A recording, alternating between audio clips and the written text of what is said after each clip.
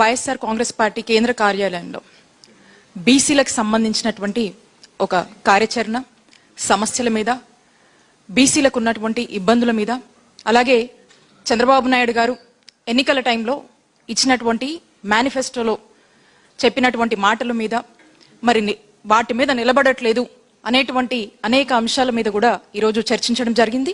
అలాగే ఫ్యూచర్లో వైఎస్ఆర్ కాంగ్రెస్ పార్టీ కార్యాచరణ బీసీల కోసం ఎలా ఉండబోతుంది అనేటువంటి అనేక అంశాల మీద కూడా అందరితో మరి 100 మంది దీంట్లో పార్టిసిపేట్ చేయడం జరిగింది. దాదాపు అన్ని కమ్యూనిటీస్ నుంచి కూడా, మేజర్ కమ్యూనిటీస్ నుంచి రిప్రజెంటేషన్ ఉండేలాగా కూడా మరి ఈ కార్యాచరణ పెద్దలందరూ కూడా ప్లాన్ చేయడం జరిగింది. ముఖ్యంగా చూసుకున్నట్టయితే ఈ బీసీ మీటింగ్ సంబంధించి గతంలో జగన్మోహన్ రెడ్డి గారి హయాంలో బీసీలు బ్యాక్వర్డ్ క్లాసెస్ కాదు, బ్యాక్ బోన్ క్లాసెస్ అని జగన్మోహన్ రెడ్డి గారు చెప్పి వాళ్ళని బ్యాక్వర్డ్నెస్ నుంచి బ్యాక్ బోన్ గా ఎలా మార్చాలి, వాళ్ళని ఎకనామికలీ పొలిటికల్లీ ఎలా స్ట్రెంథెన్ చేయాలి అనేటువంటి అంశాల మీద దృష్టి పెట్టి ఆనాడు జగన్మోహన్ రెడ్డి గారు తమ 5 ఏళ్ల టెన్యూర్లో మనం చూసుకున్నట్టయితే ఓవరాల్ గా కూడా 4.5 లక్షల కోట్లు డీబీటీ నాన్ డీబీటీ పద్ధతిలో సంక్షేమ పథకాలు అందజేసి మరి రాష్ట్ర ప్రజలకు మేలు చేస్తే, అందులో మరి సగానికి పైగా ఉన్నటువంటి బీసీలు రాష్ట్ర జనాభాలో మరి వారికి సుమారు 2 లక్షల కోట్ల సంక్షేమ పథకాల్ని డీబీటీ కావచ్చు, నాన్ డీబీటీ పద్ధతిలో వాళ్ళకిచ్చి వాళ్ళందరినీ కూడా స్ట్రెంథెన్ చేసి, బీసీలు అంటే బ్యాక్వర్డ్ క్లాసెస్ కాదు, అన్ని విధాలుగా కూడా స్ట్రెంథెన్ చేసి అన్ని విధాలుగా కూడా వాళ్ళను అప్లిఫ్ట్ చేసేందుకు తోడ్పడడం జరిగింది. అదే మరి ఈ రోజున మనం చూస్తున్నట్టయితే మరి ఈ 27 నెలల కాలంలో చంద్రబాబు నాయుడు గారు ఓట్ల కోసము, వాళ్ళు అధికారంలోకి రావడం కోసము, పొలిటికల్ గా వాళ్ళు గెయిన్ ఓవర్ కోసం అనేక అబద్ధపు మాటలు, మోసాలు చేసి, మోసపు మాటలు చెప్పి ఏ విధంగా పవర్ లోకి వచ్చారో చూసాం. మరి 27 నెలల కాలంలో మనం చూసినట్టయితే చంద్రబాబు నాయుడు గారు చెప్పినటువంటి మాటల్ని మరి ఈ రోజు కనుక మనం చూసుకుంటే బీసీ డిక్లరేషన్ అన్నారు, మరి దాంట్లో భాగంగా 50 ఏళ్ళు నిండితే పెన్షన్ అన్నారు, 4,000 పెన్షన్ ఇస్తామన్నారు. ఇప్పుడు కూడా ఒక్కరి గురించి కూడా ఆలోచించలేదు. అసలు ఎంతమంది జనాభాకు పెన్షన్ ఇవ్వాలనేటువంటి ఆలోచన కూడా వాళ్ళు చేయలేదు. మరి ఎంత ఖర్చు అవుతుంది, ఏ విధంగా వాళ్ళ ప్లానింగ్ ఉందో, మరి బడ్జెట్ లో కూడా దీని గురించి కేటాయించారా లేదా అనేటువంటి అంశాలు కూడా మనందరికి కూడా డౌట్స్ కల్పిస్తాయి. మరి ఇప్పుడు కూడా ఎలాంటి ఎక్సర్సైజ్ కానీ ప్లాన్ కానీ ఏమీ కూడా వేయలేదు. సబ్ ప్లాన్స్ నిధుల కింద ఇంతిస్తాం అంతిస్తామన్నారు, మరి వాటి గురించి కూడా ఎప్పుడు ప్రస్తావించలేదు. బీసీలకు రక్షణ చట్టం తెస్తామని చెప్పారు.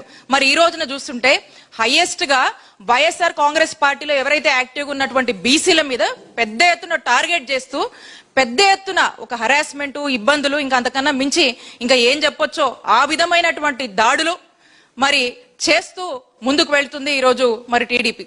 మరి అలాంటి ఆలోచనతో ఉన్నటువంటి మీరు నిజంగా సామాన్యులు బీసీలకు నిజంగా రక్షణ చట్టం మీరు కల్పిస్తారా?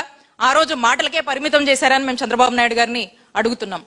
ఇక అలాగే మొన్న చూసాం అసెంబ్లీలో ఏదో పోయేది ఒక బిల్లే కదా, మాట్లాడితే ఒక పూట మాట్లాడుతున్నాం కదా అని చెప్పేసి మరి చంద్రబాబు నాయుడు గారు 34% రిజర్వేషన్ గురించి ఏ విధంగా జరగని పనిని, సాధ్యం కాదని కూడా తనకు తెలిసి మరి అసెంబ్లీలో మాట్లాడారు. మేము అడుగుతా ఉన్నాం వైఎస్ఆర్ కాంగ్రెస్ పార్టీ తరఫున, ఆనాడు జగన్మోహన్ రెడ్డి గారు లోకల్ బాడీస్ లో బీసీలకు ప్రిఫరెన్స్ ఇవ్వాలని చెప్పేసి ఇలాంటి చక్కని రిజర్వేషన్ అంశం తీసుకొచ్చినప్పుడు మీరే కోర్టులో వేసి ఆపిచ్చారు. మరి ఈ రోజున అవదని చెప్పి తెలిసి కూడా ఈ రోజు మీరు రిజర్వేషన్ 34% రిజర్వేషన్ కల్పించాలని మాటలు చెప్తా ఉన్నారు. మేము డిమాండ్ చేస్తున్నాము, నిజంగా మీరు బీసీలకు రిజర్వేషన్ ఇవ్వండి, లేదంటే మీరు చరిత్రహీనులుగా మీరు మిగిలిపోతారు. మీకు తెలియదని, జరగదని తెలిసి కూడా మీరు పొలిటికల్ స్టంట్స్ కోసం మరి ఇలాంటి మాటలు మీరు మాట్లాడుతున్నారంటే బీసీలందరినీ కూడా మరలా మీరు మోసం చెయ్యబోతున్నారు, చెయ్యాలనే ఉద్దేశంతోనే ఇవన్నీ చేస్తున్నారని చెప్పి కూడా స్పష్టం అవుతుంది. అందుకోసమే దాని మీద మేమంతా కూడా ఈ రోజు ఈ కార్యాచరణలో ఒక తీర్మానం అనేది చేయడం జరిగింది. అలాగే ఎంతో వెనుకబాటుతనం, మరీ ముఖ్యంగా బీసీలు వెనుకబాటుతనం చాలా ఉంది. ఇంకా చదువుల్లో ఇంకా ప్రోత్సహించాల్సినటువంటి అవసరం ఉంది. ఆర్థికంగా కూడా అనేక ఇబ్బందులు ఉంటాయి. మరి అలాంటి పరిస్థితుల్లో అనేక ఇబ్బందుల్లో ప్రభుత్వాల అండతో మరి వాళ్ళ జీవనాలని గడుపుతూ వాళ్ళు కొంచెం ముందుకు వెళ్తా ఉంటారు. మరి అలాంటి వాళ్ళు ఈరోజు సంక్షేమ పథకాలు లేక, ఈరోజు చక్కటి వైద్య సేవలు కూడా అందట్లేదు. ఎందుకంటే ఆరోగ్యశ్రీ మీరు కట్టాల్సినటువంటి బకాయిలు మీరు కట్టట్లేదు. కాబట్టి ఇంకా కూడా వెనుకబాటుతనంలో, ఇంకా కూడా పవర్టీ లెవెల్కి అనేక ఇబ్బందులు పడుతున్నారు, మహిళలు ఇబ్బంది పడుతున్నారు. ఏ స్కీమ్స్ లేవు, మీరు ఇచ్చినటువంటి హామీల మీద మీరు నిలబడట్లేదు.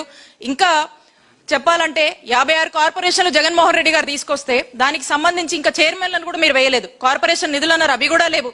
కాబట్టి ఇవన్నీ మాటలు ఏవైతే మీరు చెప్పారో ఆ మాటల మీద మీరు నిలబడాలని, బీసీలకు అన్యాయం జరుగుతుంది అనేటువంటి అంశాల మీద ఈరోజు చర్చించుకోవడం జరిగింది. అలాగే ఏవైతే 139 కులాలు ఉన్నాయో, ఇంకా అన్రికగ్నైజ్డ్ కులాలు ఉన్నాయి, వాళ్ళకి సంబంధించినటువంటి సమస్యలు ఉన్నాయి, అలాంటి రికగ్నిషన్ గురించి వాళ్ళకి ఏం చేస్తే బాగుంటుంది అనేటువంటి అన్ని అంశాల మీద కూడా ఈ రోజు ఈ మీటింగ్ లో చర్చించడం జరిగింది. కాబట్టి ఈ కార్యాచరణ ముందు కూడా ప్రతి జిల్లాలో, నియోజకవర్గ స్థాయిలో, రాష్ట్ర స్థాయిలో కూడా మరి ఈ కార్యాచరణ అనేది ఉండబోతుంది. ఒకటి, ఆనాడు జగన్మోహన్ రెడ్డి గారు బీసీలకు మేలు చేశారు, అండగా నిలిచారు అనేటువంటి విషయం నిజం. మీరు మోసం చేస్తున్నారనేటువంటి విషయం కూడా అంతే నిజం. కాబట్టి మీరు ఇచ్చినటువంటి మాట మీద మీరు నిలబడండి. అలాగే బీసీలకు చేయవలసినటువంటి మంచి గురించి వైఎస్ఆర్ కాంగ్రెస్ పార్టీ పోరాడుతుంది, నిరంతరంగా పోరాడుతుందని కూడా తెలియజేసుకుంటూ థ్యాంక్ యూ.